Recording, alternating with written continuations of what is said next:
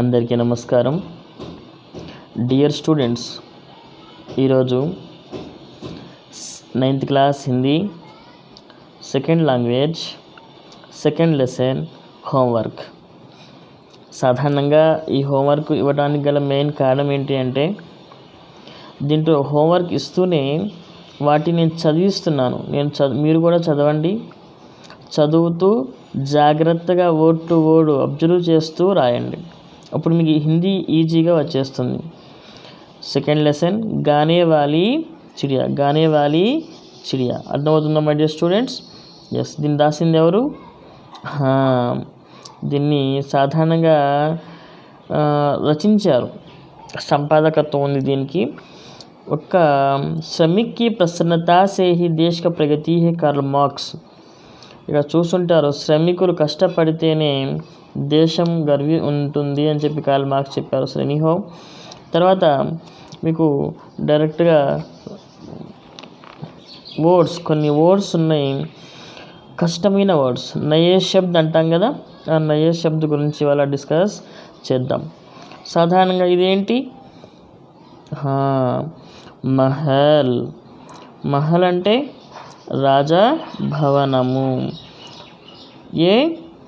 రాజభవనం అంటే palace. Next గర్వము, proud కదా. నెక్స్ట్ చిడియా, పక్షి, ఏ బర్డ్. తర్వాత జంగల్, అడవి, ఫారెస్ట్. ఢూంఢనా, వెదకుట, సెర్చ్ ఫర్. తర్వాత థకాన్, అలసట, ఫెటిగ్యూ. తర్వాత ఉపస్థిత్, హాజరైన, ప్రెజెంట్. తర్వాత అస్వస్థ, అనారోగ్యంగా ఉన్న, ఇల్ హెల్త్. తర్వాత ధూమ్, ఆడంబరం, పంప్, ఆవాజ్, ధ్వని, వాయిస్. మజ్దూర్, కూలీ, ఏ లేబరర్. తర్వాత కిసాన్, రైతు, ఏ ఫార్మర్. తర్వాత త్యాగము, సాక్రిఫైస్. కర్తవ్యము, డ్యూటీ. దర్బారీ, ఆస్థానీయుడు, కోటియర్. మెహనత్, పరిశ్రమ, హార్డ్ వర్క్. అదేవిధంగా సారాంశాన్ని కనుక మనం ఒక్కసారి చూసినట్లయితే, ఈ సారాంశం కూడా కంపల్సరీగా మీరు నేర్చుకోవాల్సి ఉంటుంది డియర్ స్టూడెంట్స్. నేను ఇప్పుడు చదువుతూ పోతున్నాను, జాగ్రత్తగా అర్థం చేసుకోండి. Okay, right. ఇప్పుడు చూసినట్టయితే ఇక్కడ చూడండి.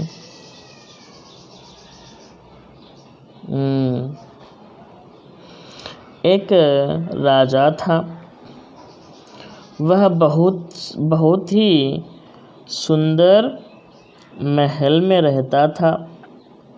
ओके, वह सुंदर महल में रहता था. उसे अपने महल पर बहुत गर्व था. संसार के कोने कोने के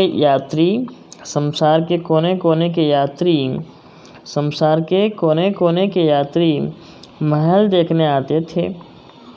यात्रियों ने अपने यात्रा वर्णन में महल की सुंदरता और महल के पास जंगल में मधुर स्वर में गाने वाली चिड़िया के बारे में लिखा. यात्रा वर्णन पढ़ने से राजा को गाने वाली चिड़िया के बारे में पता चला. उसने चिड़िया का गाना सुनना चाहा, इसलिए उसने अपने सेवकों को जाकर उसे पकड़ लाने की आज्ञा दी. सैनिकों को उसे ढूंढते समय चिड़िया के बारे में जानने वाली एक लड़की मिली। सैनिकों के अनुरोध पर लड़की ने चिड़िया को आवाज़ दी, हमारे राजा तुम्हारा गाना सुनना चाहते हैं, क्या तुम उन्हें अपना गाना सुनाओगी? चिड़िया ने लड़की बात मान ली और दूसरे दिन राज्यसभा में अपना गाना सुनाया। सब लोगों के साथ राजा भी खुश हुआ और उसकी आंखों से खुशी के आंसू भी आए।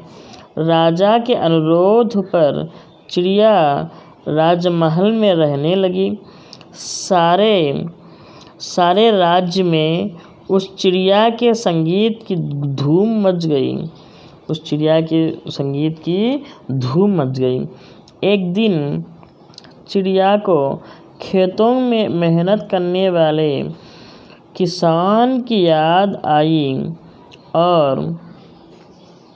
उनसे मिलने व खेती की ओर निकल पड़ी। चिड़िया के ना दिखाई देने में राजा अस्वस्थ हो गए और चिड़िया का गाना सुनने तड़पने लगे। किसान द्वारा राजा का हाल जानकर चिड़िया ने महल में आकर गाना सुनाया। इससे राजा स्वस्थ हो गए और खुशी से कहा, प्यारी चिड़िया, मेरे पास लौट आओ, मैं तुम्हें हमेशा राजमहल में रखूँगा। राजा की बातों का जवाब देते चिड़िया ने कहा, मुझे अपना संगीत मेहनत करने वालों को भी सुनाना है। मैं हर दिन आकर आपको गाना सुनाऊंगी। राजा पर उसकी बातों का प्रभाव पड़ा। उसको सच्चाई मालूम हुई।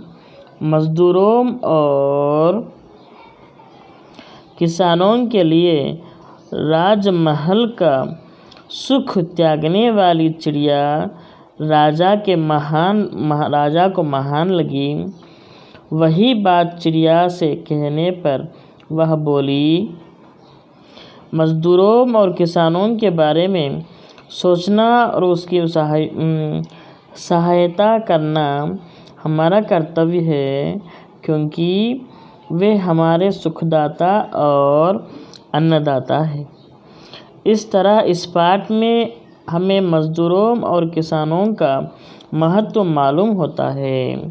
प्यारे बच्चों, आपको समझ में आया होगा। अब कुछ पक्षियों के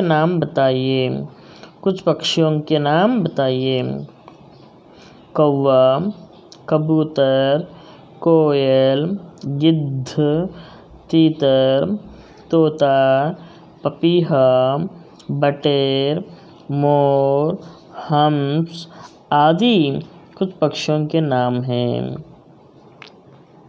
संगीत मनोरंजन का एक साधन है। इसके बारे में अपने विचार बताइए। संगीत मनोरंजन का एक उत्तम साधन है। संगीत के सहारे हम अपने मानसिक एवं शारीरिक थकावट को दूर कर सकते हैं। दैनंदिन कार्यक्रम में जब मन ऊब जाता है तो संगीत का ही आश्रय लेकर हम मनोरंजन पा सकते हैं। इसलिए किसी ने कहा कि संगीत को शिशु, पशु, मानव और सांप भी पसंद करते हैं। समझ में आया बच्चों? समझ में आया आप लोगों को? Very good.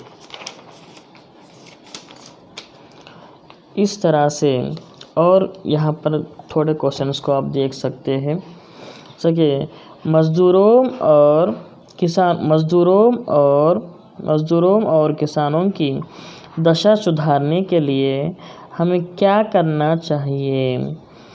मजदूरों और किसानों की दशा सुधारने के लिए हम ये करना चाहिए, मजदूरों को अधिक वेतन देना चाहिए, दिन में केवल 8 घंटे काम करना चाहिए, मजदूरों और किसानों के बारे में सोचना और उनकी सहायता करना चाहिए, किसानों को साक्षर बनाने के लिए प्रौढ़ शिक्षा केंद्र बड़ी मात्रा में खोलना चाहिए, किसानों को वैज्ञानिक उपकरण जैसे हल, बीज, खाद आदि की सस्ते मूल्य पर देना चाहिए, उन्हें कम सूद पर ऋण देने सहकारी समितियों की स्थापना करनी चाहिए। ये सब करने पर मजदूर बहुत खुश हो जाते हैं। नेक्स्ट क्वेश्चन, राजा ने चिड़िया के लिए सोने का पिंजरा बनवाया था। आपकी नज़र में चिड़िया को पिंजरे में रखना चाहिए था, उचित था? अपने उत्तर को कारण बताइए।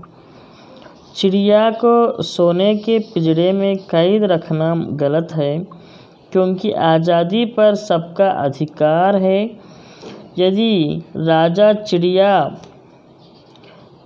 को कैद न रखता तो वह उसके साथ साथ मजदूरों और किसानों को भी अपने गीत सुनाती।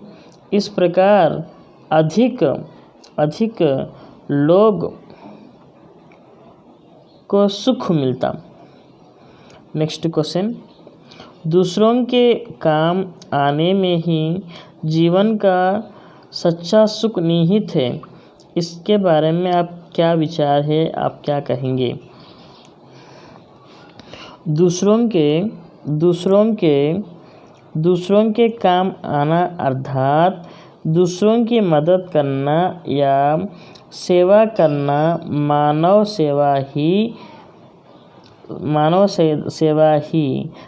सेवा समझकर दूसरों के काम आने में हमेशा तत्पर रहना चाहिए।